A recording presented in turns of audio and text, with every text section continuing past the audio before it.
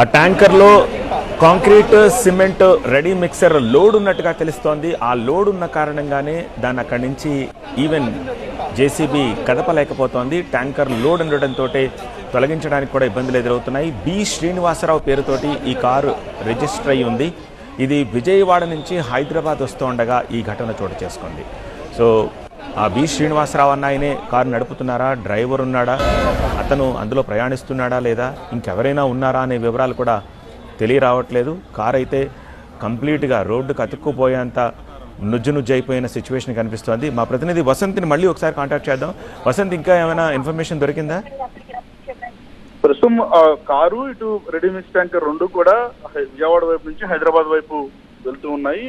అయితే రెండు ఒకే లైన్ లో వెళ్తున్నట్టు కూడా ప్రస్తుతం గుర్తించారు. అయితే బ్రేక్ ఫెయిల్ అవడంతో ఒక్కసారిగా తిరగబడింది అనేది అక్కడ ఉన్నటువంటి స్థానికులు చెప్తుంది. విజయవాడ వైపు నుంచి హైదరాబాద్ వస్తుంది టాప్ అండ్ వెహికల్ పైగా ఇది. సో ఆ ప్రమాదం ఎలా జరిగింది అనే దానిపైన కూడా ప్రస్తుతం పోలీసులు ప్రస్తుతం విచారించారు. అయితే ప్రస్తుతం ట్యాంకర్ ఒక్కసారిగా బోల్తా పడటంతో సమీపంలో పెద్ద శబ్దం వచ్చిందని కూడా స్థానికులు చెప్తున్నారు.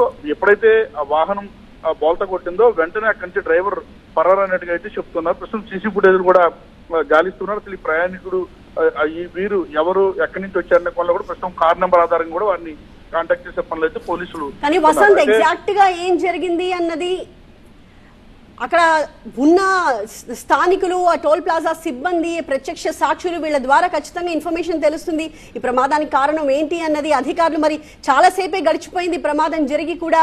సో అధికారులు ఇంతవరకు ఆ ట్యాంకర్ ని ఇంకా తొలగించలేకపోతున్నారంటే మరి మరింత హెవీ మెషినరీ అక్కడికి తెప్పించే ప్రయత్నాల్లో ఉన్నారా?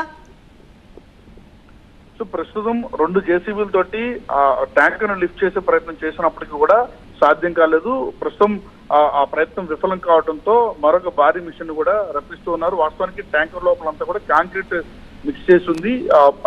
సాధారణంగా